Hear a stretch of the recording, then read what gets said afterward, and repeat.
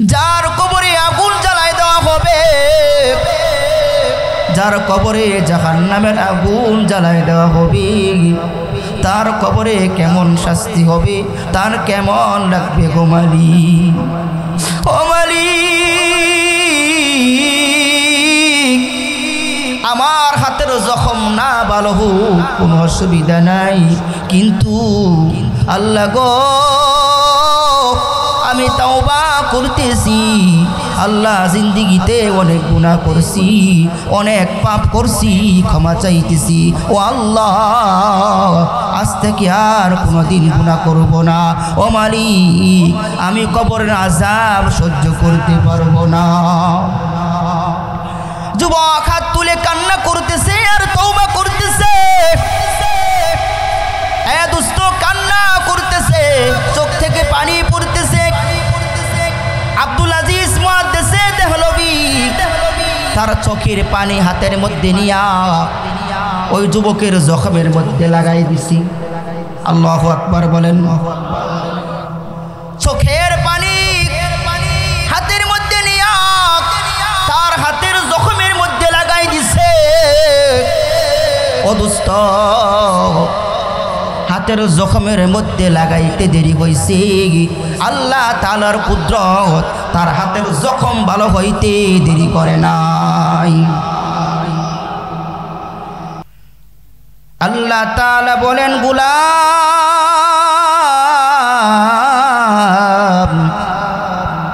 তোমরা যখন কারো বাড়িতে যাইবা, কারো ঘরে যাইবা, কারো বাসার সামনে যাইবা, প্রথমে আগে সালাম দাও। অনুমতি ব্যতীত কারো ঘরের ভিতরে প্রবেশ করো না, কারে বাড়িতে প্রবেশ করো না। হাত্তা তাস্তানিসু, আগে অনুমতি নাও। ওয়া তুসাল্লিমু আলা আহলিহা, কিভাবে অনুমতি নিবা? ওয়া তুসাল্লিমু আলা আহলিহা, আল্লাহ শিখাই দিলেন বান্দারে, আগে বাড়ির সামনে গিয়া সালাম দাও। সালামের জবাব আসলে, অনুমতি হইলে ঘরের ভিতরে প্রবেশ কর। এ দুষ্ট, ছেলে মেয়ে মা বাবার রুমে যখন ঢুকবে, আগে সালাম দিয়ে অনুমতি নিতে হবে। মা বাবা যখন ছেলে সন্তানের রুমে ঢুকবে, যখন বেডরুমে যাবে, তখন সালাম দেবে, অনুমতি নিয়ে পরে প্রবেশ করবে। কারণ মা বাবা কোন হালতে থাকে জানা নাই, ছেলে সন্তান প্রাপ্ত বয়স্ক হয়ে গেছে, কি অবস্থায় থাকে জানা নাই। এই জন্য ইসলামের বিধান, তোমরা কারো রুমে ঢুকতে হলে আগে সালাম দিয়ে অনুমতি নিয়ে ঘরে প্রবেশ করো। ঠিক কিনা? হুট করে ঢুকে গেলাম কারো বাড়িতে, সে কোন অবস্থা আছে, লজ্জা পেয়ে যাবে। এই জন্য নিয়ম হলো আগে সালাম দাও, অনুমতি নাও, তারপরে যাও। নেককার সালাম দিল, বাড়িতে আসেন নি গো ভাই? বলে আসেন, ভিতরে আসেন। আসি। কি ব্যাপার, আপনি আসছেন?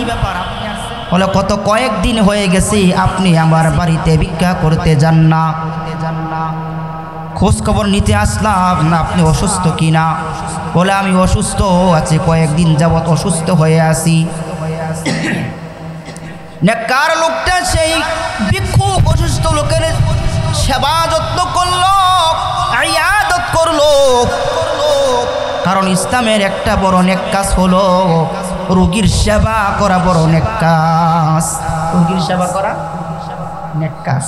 খালি সেবা করো না, দেখতে যাওয়া, রোগীকে দেখতে যাওয়া, এটাও নেকের কাজ, সওয়াবের কাজ। আল্লাহর পয়গম্বর বলেন, মান আদা মারিজুন খাদা ফির রাহমাতি ওয়া মারিজুন খাদা ফির, কোন বান্দা যখন আরেক মুসলমান ভাই অসুস্থ ব্যক্তিকে দেখতে গেল, কে কেমন জানি আল্লাহর রহমতের মধ্যে ডুব দিল। সুবহানাল্লাহ, বাদ দিয়ে কইবেন।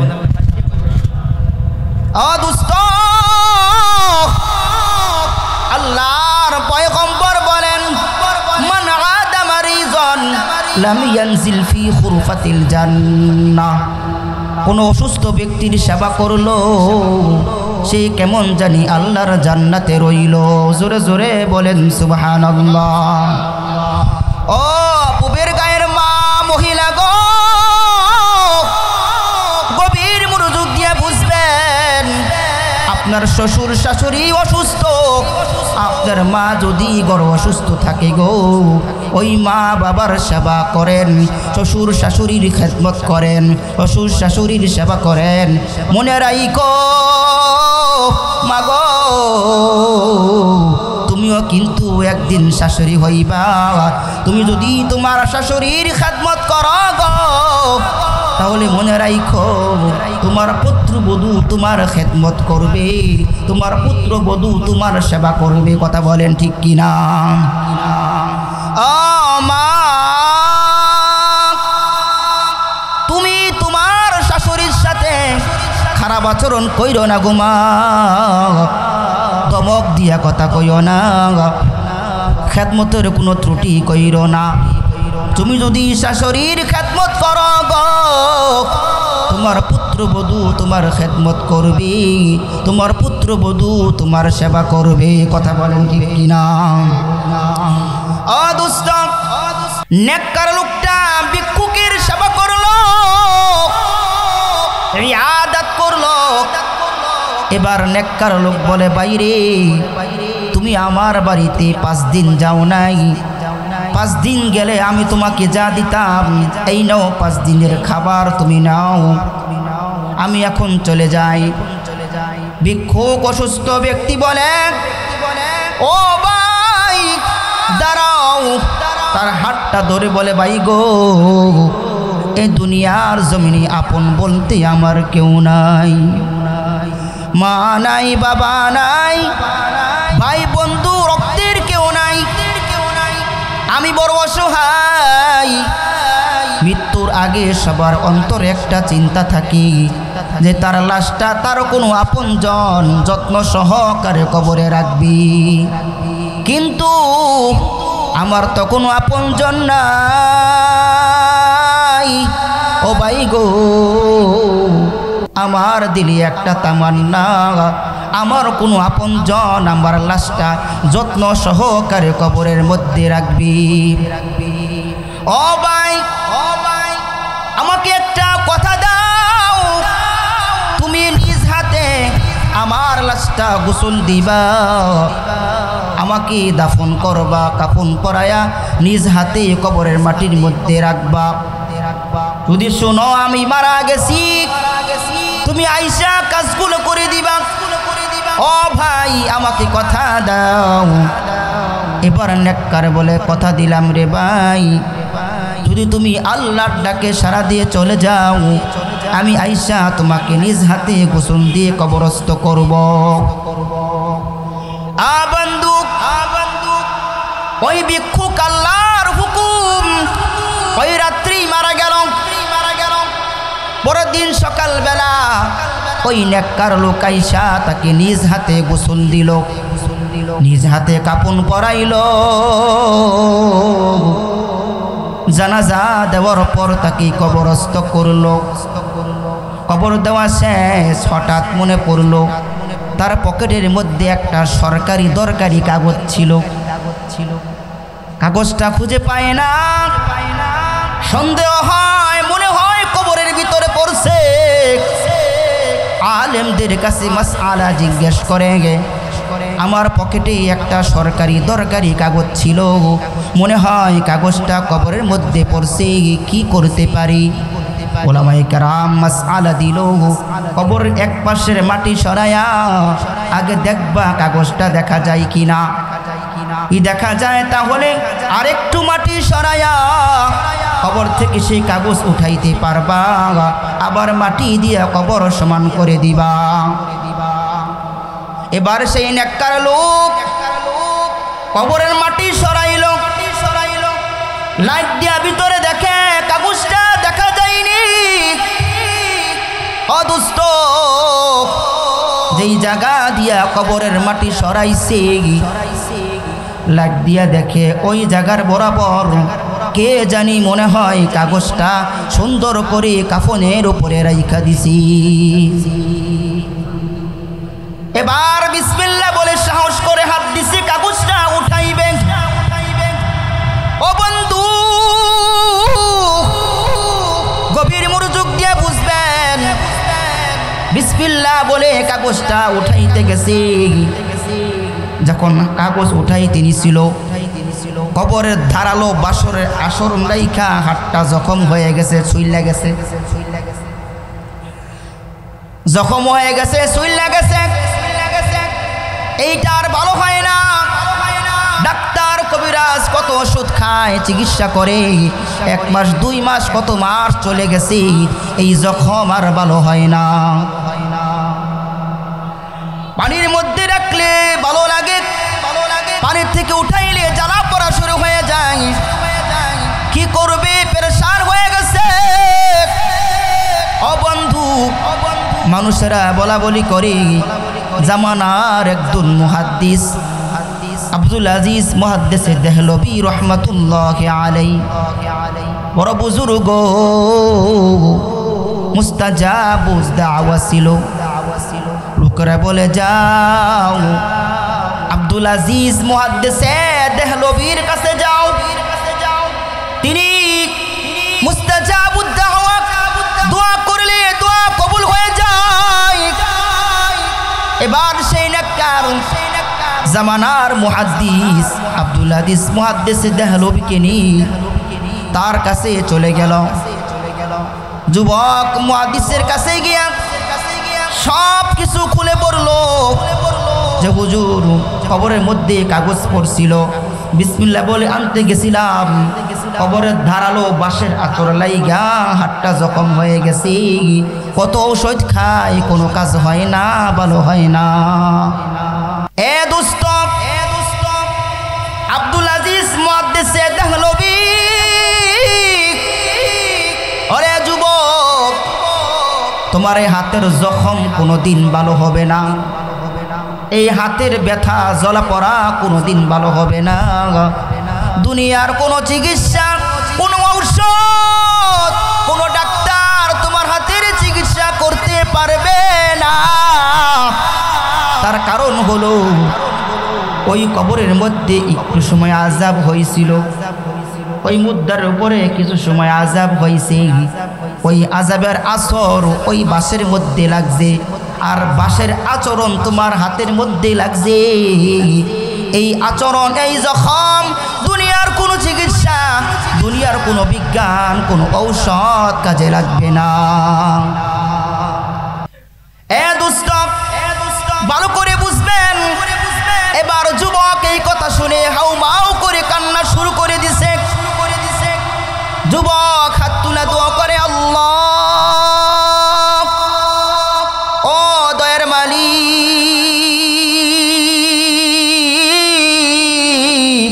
মাবুদ গো, সাধারণ কবরে একটু সময় আযাব হয়েছে, তার আসরে যদি আমার হাতের জখম ভালো না হয়, এই হাতে যদি এত ব্যথা লাগে গো, যার কবরে আগুন জ্বালায় দেওয়া হবে, যার কবরে জাহান্নামের আগুন জ্বালায় দেওয়া হবে, তার কবরে কেমন শাস্তি হবে, তার কেমন লাগবে গো মালিক। ও মালিক, আমার হাতের জখম না ভালো হোক, কোনো অসুবিধা নাই, কিন্তু আল্লাহ গো, আমি তওবা করতেছি, আল্লাহ, জিন্দিগিতে অনেক গুনাহ করছি, অনেক পাপ করছি, ক্ষমা চাইতেছি, ও আল্লাহ, আজ থেকে আর কোনোদিন গুনাহ করব না। ও মালিক, আমি কবরের আযাব সহ্য করতে পারবো না। যুবক হাত তুলে কান্না করতেছে আর তওবা করতেছে। এ দোস্ত, কান্না করতেছে, চোখ থেকে পানি পড়তেছে। আব্দুল আজিজ মুহাদ্দিসে দেহলভী তার চোখের পানি হাতের মধ্যে নিয়া ওই যুবকের জখমের মধ্যে লাগাই দিছি। আল্লাহু আকবার বলেন। চোখের পানি হাতের মধ্যে নিয়া তার হাতের জখমের মধ্যে লাগাই দিছে। ও দুষ্ট হাতের জখমের মধ্যে লাগাইতে দেরি হইছে আল্লাহ তাআলার কুদরত তার হাতের জখম ভালো হইতে দেরি করে নাই এ দুষ্ট আব্দুল আজিজ মুহাদ্দিসে দেহলভী ওরে দুনিয়ার মুসলমান এটা আমার কোনো কেরামতি না এটা আমার কোনো কেরামতি না এটা হলো বান্দার চোখের পানির কেরামত हम गुनाहगार आवर तू गफ्फार है हम बोरे आई बूसे तू सत्तार है तू कादिर है के जो चाहे करे जिसको चाहे दे जिसे चाहे न दे আব্দুল আজিজ মুহাদ্দিসে দেহলভী রাহমাতুল্লাহি আলাইহি বলেন এ দুনিয়ার মানুষ এটা আমার কোনো কেরামতি না এটা বান্দার চোখের পানির কেরামত যেই চোখের পানির মাধ্যমে আল্লাহ জাহান্নাম থেকে মানুষকে মাফ করবেন তাহলে ওই চোখের পানির মাধ্যমে আল্লাহ হাতের জখম ভালো করতে পারবে কিনা কথা বলেন পারবে না ও দুষ্ট আল্লাহর পয়গম্বর বলেন লা ইয়ালিজুন নার রাজুলুন বাকা মিন খাশিয়াতিল্লাহ হাত্তা ইয়াউদাল লাবানু ফিদ দর'i রাওয়াহু তিরমিজি আও কামা ক্বালা আন-নাবিয়্যু আলাইহিস সালাতু ওয়াস সালাম এ দুষ্ট যেই চক্ষু দিয়া আল্লাহর ভয়ে কাঁদবে যেই চক্ষু দিয়া জাহান্নামের ভয়ে কাঁদবে যেই চক্ষু থেকে 2 ফোঁটা পানি আসবে ওই চক্ষু আল্লাহর জাহান্নামে যাবে না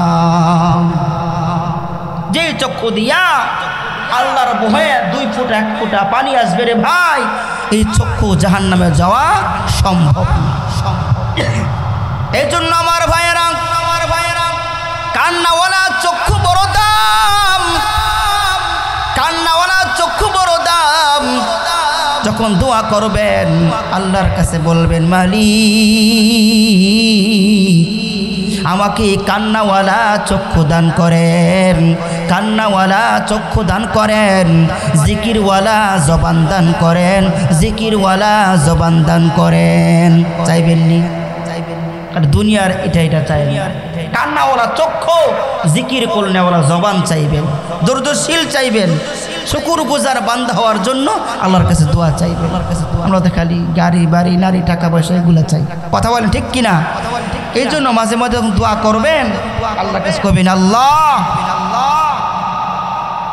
শুকরগুজার বান্দা বানান ধৈর্যশীল বান্দা বানান আল্লাহ অনেক কিছু দিচ্ছে তারপর শুকরিয়া নাই কথা বলেন ঠিক কিনা এই এলাকায় না অন্যদিকের কথা বলেন আল্লাহ বান্দাকে অনেক মোহাব্বত করে ভালোবাসে মনে আসেনি কথা হ্যাঁ মনে আছে শুরুতে বলছিলাম যে কোন একটা বান্দাকে আল্লাহ রব্বুল আলামিন জাহান্নামে যাক এটা আল্লাহ চায় না কোন একটা বান্দা তার কবরে আযাব হোক আল্লাহ এটা চায় না মনে আসেনি কথাগুলো আল্লাহ দেখেন আমার বান্দা জাহান্নাম থেকে বাঁচতে চাই কিনা গুনাহ থেকে বাঁচতে চাই কিনা আমার জান্নাত সে চাই কিনা আল্লাহ বাহানা খুঁজে আর কোরআনে বলে দিয়েছেন ইয়া আইয়ুহাল্লাযীনা আমানুত্তাকুল্লাহ ওয়াবতাগু ইলাইহিল ওয়াসিলা বান্দারে আমাকে পাওয়ার জন্য আমার জান্নাত পাওয়ার জন্য তোমরা উসিলা খোঁজো উসিলা তালাশ করো কিভাবে আমাকে পাওয়া যাবে আমার জান্নাত পাওয়া যাবে এজন্য উসিলা খোঁজো আল্লাহ বাহানা খুঁজবেন উসিলা খুঁজবেন আল্লাহর বান্দাকে মাফ করার জন্য যারা কালিমা ওয়ালা কালিমা নিয়ে দুনিয়ার থেকে বিদায় হয়েছে এমন বান্দাদেরকে আল্লাহ কিভাবে মাফ করবেন বাহানা খুঁজবেন মুসলমানকে কিভাবে জাহান্নাম থেকে বাঁচানো যায়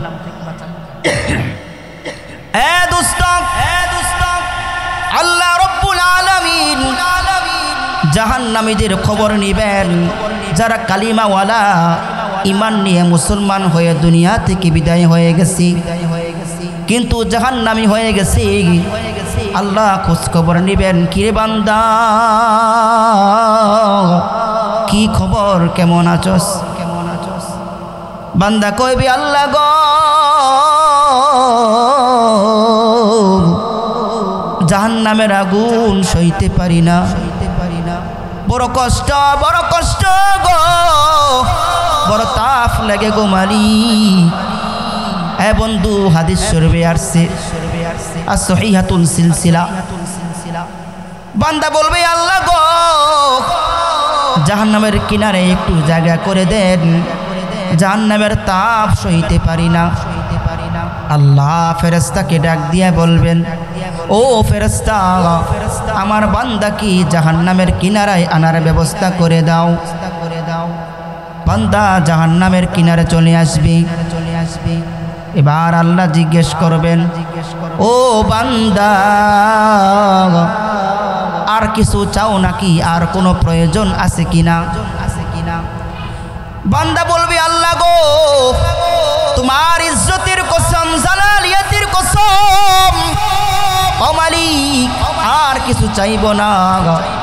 ওই যে জাহান্নামের বাহিরে একটা গাছ দেখা যায়, ওই গাছের তলে একটু ছায়া দান করো, ওই গাছের নিচে বসার ব্যবস্থা করে দাও।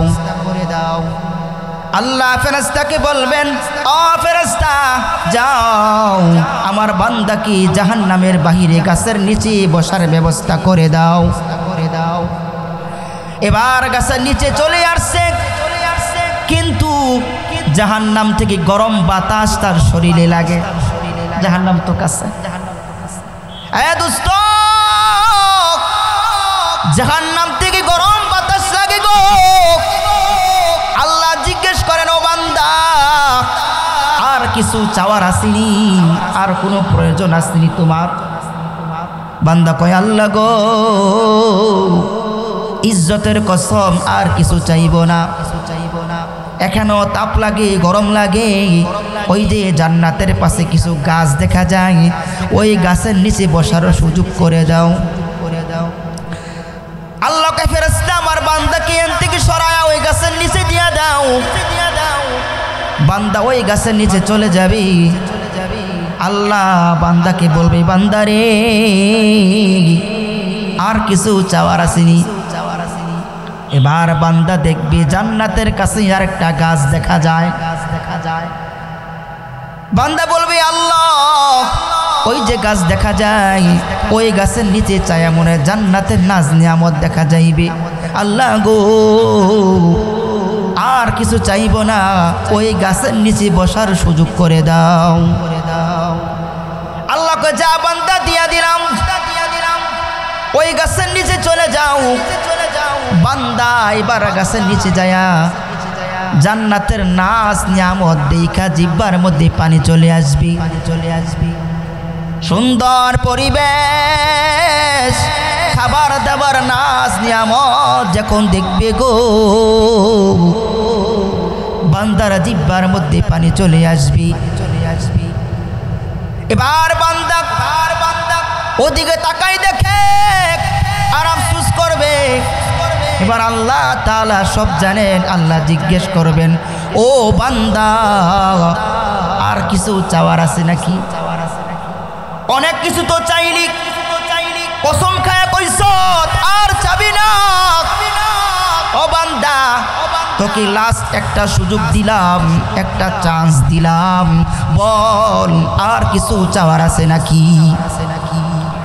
এবার বান্দাকে মাবুদ গো ওই যে জান্নাত দেখা যায়, কত নাজ নিয়ামত, ও মালিক দয়া করে মায়া করে আমাকে ওই জান্নাতে একটু বসার সুযোগ করে দেওয়া যায় কিনা? ও দুষ্ট আমার আপনার পয়গম্বর হেস দিয়া বলেন, আল্লাহ তাআলা বান্দাকে জান্নাতে বসার যে সুযোগ করে দিবেন, এমন একটা বসার জায়গা করে দিবেন, যে জান্নাতে বসার সুযোগ করে দিবেন, ওই জান্নাতটা এত বড়, এই দুনিয়ার 10 দুনিয়ার সম পরিমাণ আল্লাহ বান্দাকে একটা জান্নাত দান করবেন। এ দুষ্ট আল্লাহ বান্দাকে মুহাব্বত করে, কত মুহাব্বত করে, কত মুহাব্বত করে গো। আল্লাহর পয়গম্বর মা সন্তানের উপমা দিয়া বুঝায়, মা তার সন্তানকে কত মুহাব্বত করে গো। পয়গম্বর বারবার বারবার মা সন্তানের উপমা দিয়া বুঝায় আল্লাহ তার বান্দাকে কেমন মুহাব্বত করে। এ বন্ধু, আবু দাউদের হাদিস শরীফের মধ্যে আসছে আল্লাহর পয়গম্বর একদিন রাস্তা দিয়া যাইতেছে, দেখে একটা সাহাবীর মাথার উপর পাখিগুলো কিচিরমিচির করতেছে। আল্লাহর পয়গম্বর জিজ্ঞেস করে, এ সাহাবী, তুমি কি পাখির বাচ্চা আনছো নাকি? এবার সাহাবী বলে, ও পয়গম্বর, আমি পাখির বাচ্চা আনছি। কারণ হলো আমার পাখির কিচিরমিচির আওয়াজ শুনতে বড় ভালো লাগে, পাখির আওয়াজ আমার কাছে শুনতে খুব মজা লাগে গো পয়গম্বর। এবার পয়গম্বর বলেন, সাহাবী রে, দেখো না মা পাখিটা সন্তান কাছে পাওয়ার জন্য কিরকম বেহুশ হয়ে গেছে, পেরেশান হয়ে গেছে। সাহাবী রে, মা পাখিগুলারে তার সন্তানগুলো দিয়ে দাও। আল্লাহর পয়গম্বর বলার পর সাহাবী ওই পাখির বাচ্চাগুলো ছেড়ে দিছে। এবার মা পাখিটা সেই বাচ্চাগুলো পেয়ে শান্ত হয়ে গেছে। কারণ হলো ও দুষ্ট, মার ভিতরে সন্তানের একটা আলাদা মুহাব্বত আছে। এবার পয়গম্বরের সাহাবী রে, একটা পাখি তার সন্তানের জন্য কত মুহাব্বত, কত মায়া। আমার আল্লাহ রব্বুল আলামিন আমার মতো তোমার মতো কালিমাওয়ালা বান্দাকে যখন কাছে পাই, এর থেকে লক্ষ লক্ষ কোটি কোটি গুণ বেশি মুহাব্বত আল্লাহ বান্দার জন্য হয়ে যায়। একটা পাখি তার বাচ্চাকে কত মুহাব্বত করে, মা তার সন্তানকে কত মুহাব্বত করে, কত ভালোবাসে, কত মায়া, কত মুহাব্বত। কিন্তু পয়গম্বর বলেন, হে উম্মত, আল্লাহ তাআলা তার বান্দার জন্য এর থেকে লক্ষ লক্ষ কোটি কোটি গুণ বেশি মুহাব্বত তার বান্দার জন্য। কথা বলেন ঠিক কিনা? আদুস্ত এত মুহাব্বত করে বানাইছে, আল্লাহ চায় না তার কোনো একটা বান্দা জাহান্নামী হোক। আল্লাহ চায় না গো তার কোনো একটা বান্দার কবরে আযাব হোক। আল্লাহ চায় তার বান্দারা সকলে কালিমা নিয়া জান্নাতের মেহমান হোক। কথা বলে ঠিক কিনা? আল্লাহর সাথে আমাদের কোনো শত্রুতা আছে, দুশ্মনী আছে? আরে আল্লাহ আমাদেরকে ইচ্ছা শক্তি দিয়ে দিয়েছেন ভালো মন্দ করার, নামাজ পড়া না পড়ার, হারাম হালাল বুঝার না বুঝার ইখতিয়ার আল্লাহ আমাদেরকে দিচ্ছে না? এটা শক্তি দিচ্ছে না? তা আল্লাহ চায় আমার কোন একটা বান্দা যেন জাহান্নামে না যায়, তার কবরে আযাব না হোক। এই জন্যই আল্লাহ তাআলা বলেন, বান্দারে ইয়া আইয়ুহাল্লাযীনা আমানুত্তাকুল্লাহ ওয়াবতাগু ইলাইহিল ওয়াসিলা ওয়াবাগিউ। ও দুনিয়ার মুমিন, তোমরা উসিলা তালাশ করো, উসিলা তালাশ করো। আল্লাহর কাছে কিভাবে পৌঁছানো যায়, আল্লাহর কিবি মুহাব্বতের বান্দা কিভাবে হওয়া যায়, এজন্য উসিলা তালাশ করো। মুফাসসিরে কোরআন বলেন, ছোট থেকে ছোট একটা আমল উসিলা হইতে পারে। আপনার জীবনে ছোট্ট একটা আমল করছেন, হইতে পারে গো, এটা আপনার নাজাতের জরিয়া হয়ে যাবে। কথা বলেন ঠিক কিনা? অদুষ্ট কারি তয়েব সাহেব রহমাতুল্লাহি আলাইহি তিনি উপমা দিয়া বুঝান, আপনার জিন্দেগির মধ্যে একবার সুবহানাল্লাহ আলহামদুলিল্লাহ বলছেন, আল্লাহ রাব্বুল আলামিন যদি এই আমলটা কবুল করেন হইতে পারে এটাই আপনার নাজাতের জরিয়া হয়ে যাবে। কথা বলেন ঠিক কিনা? ইউসুফ পয়গম্বর মিশরের খাদ্যমন্ত্রী ছিলেন। তিনি নিয়ম করলেন এক টিকেটে মাসে একবার খাদ্য দান করবেন, ত্রাণ বিতরণ করবেন। একটা যুবক ছিল এক টিকেটে মাসে 2 বার ত্রাণ নিত। চালাক যুবক ছিল, এক টিকেটে মাসে 2 বার ত্রাণ নিত। তো মিশরের মধ্যে দুর্ভিক্ষ, এক টিকেটে মাসে 1 বার ত্রাণ বিতরণ করে। তো এই যুবক সে চালাকি করে এক টিকেটে মাসে 2 বার ত্রাণ নিত। কথায় আসছে না, চোরের 10 দিন, গৃহস্থের 1 দিন। কিছু লোক আছে দেখবেন যখন মসজিদ তাবারক দেয় এন্দা নিয়ে ঘুরে আবার ওদিক দিয়ে আসে না। যুবক এক টিকেটে মাসে 2 বার ত্রাণ নেয়। এবার খাদ্য বন্টনকারী লোকেরা বুঝতে পারলো যুবক চালাকি করতেছে। যুবক তুমি এক টিকেটে কেন 2 বার ত্রাণ নাও? বলে আমার অধিকার আছে। সুরের মার বড় গল, আমার অধিকার আছে। কি অধিকার তোমার? তোমাদেরকে কেন বলবো? ইউসুফ পয়গম্বরকে বলবো আমার কি অধিকার। ইউসুফ পয়গম্বরের কাছে নিয়ে যাওয়া হলো। ইউসুফ পয়গম্বর বলেন এ যুবক তুমি এক টিকেটে মাসে 2 বার ত্রাণ নাও নাকি? বলে হ্যাঁ নেই। কেন নাও? আমার অধিকার আছে। আমাকে কি চিনতে পারেন নাই পয়গম্বর? ইউসুফ পয়গম্বর বলেন তোমাকে কেমনে চিব, কি তোমার পরিচয়? এবার যুবক বলে আলাল্লাযী শাহিদতু লাকা বিল বারাক মিন তুহমাতি সুলাইখা ও জাওজাতিল আজিজ। ও পয়গম্বর, জুলাইখা যখন আপনাকে জিনার তুহমত দিছিল, আপনাকে জিনার আসামি বানাই দিছে, আপনার পক্ষে মিশরের জমিনে কেউ ছিল না। আপনার পক্ষে কথা বলার সাহস কারো মিশরের জমিনে ছিল না। জুলাইখা আপনার নামে বিচার দিছে। আপনি জিনার দাগী আসামি ছিলেন। আল্লাহ রব্বুল আলামিন ওই দিন আমার মায়ের দুধের দোলনার শিশুর জবান খুলে দিছে। আল্লাহু আকবার বলেন। এ দোস্ত, দোলনার দুধের শিশুর জবান আল্লাহ খুলে দিছে। ওই দিন আমি সেই যুবক ছিলাম যার জবান আল্লাহ খুলে দিছিল। আমি আপনার পক্ষ হয়ে শাহাদাতের সাক্ষ্য দিছিলাম। পয়গম্বর একবার ত্রাণ নেই মিশরের নাগরিক হিসাবে, আরেকবার ত্রাণ নেই পয়গম্বরের পক্ষে শাহাদাতের সাক্ষ্যদাতা হিসাবে। পয়গম্বর গো,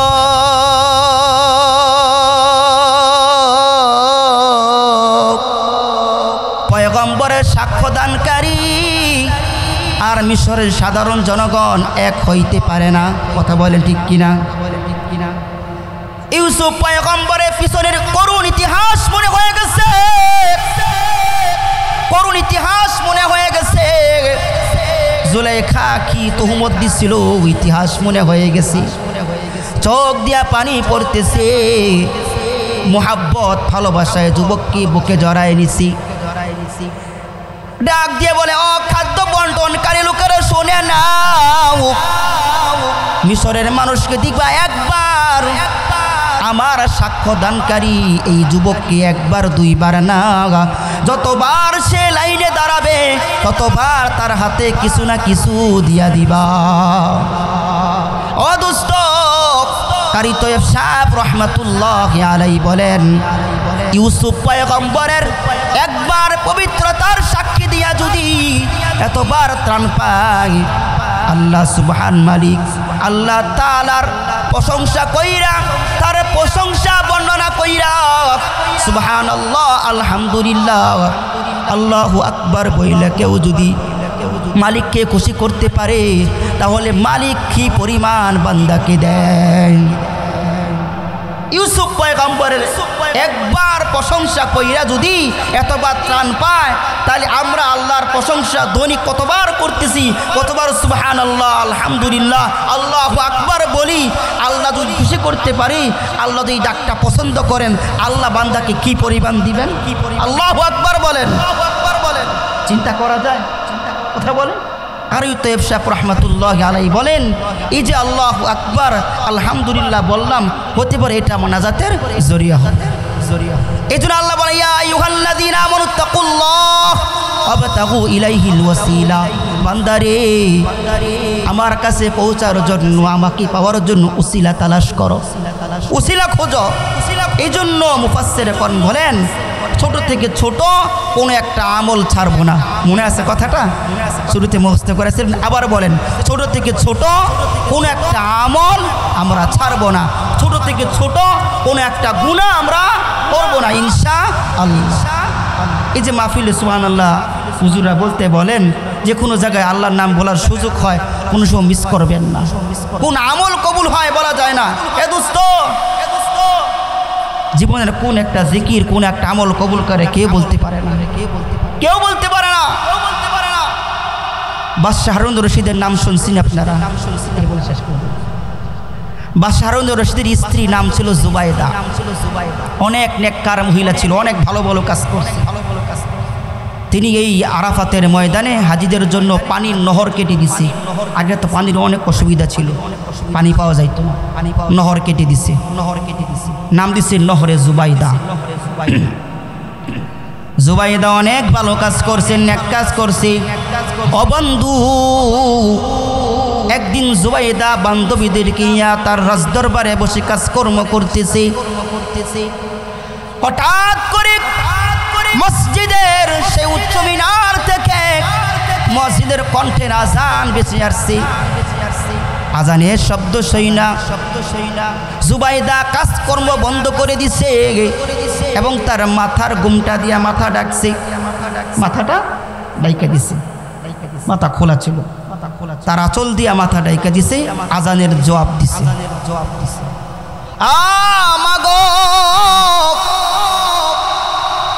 এলাকায় আজান হয় কিনা বলেন? জুবাইদা আজান শুনিয়া কাজকর্ম বন্ধ করে মাথায় ঘুমটা দিছে। মৃত্যুর পর তার বান্ধবী জিজ্ঞেস করে, ও জুবাইদা, আল্লাহ তোমার সাথে কেমন মুআমালা করছে? জুবাইদা বলে, বান্ধবী রে, কত আমল করছি, কত ইবাদত বন্দেগী করছি, কোনো আমল কবুল হয় নাই, কোনো ইবাদত আল্লাহ কবুল করে নাই। কিন্তু একদিন আজানের জবাব দিছিলাম, আল্লাহ সেইটা কবুল করছে, যার উসিলা করে আল্লাহ আমাকে মাফ করিয়া দিছেন। আজানের জবাব দিবেননি? হ্যাঁ, কিভাবে দিবেন? মুয়াজ্জিন যা বলে আপনারাই তাও বলবেন। শুধু খালি হাইয়া আলাস সালাহ, হাইয়া আলাল ফালাহ বলার সময় কি বলবেন? লা হাওলা ওয়ালা কুওয়াতা ইল্লা বিল্লাহ। মা বোনেরা গো, মসজিদে আজান হয়, বাড়িতে টেলিভিশন চলে। মসজিদে আজান হয়, দোকান পাটে গান বাজনা চলে। কথা বলেন ঠিক কিনা? আপনার একটা উদ্যোগ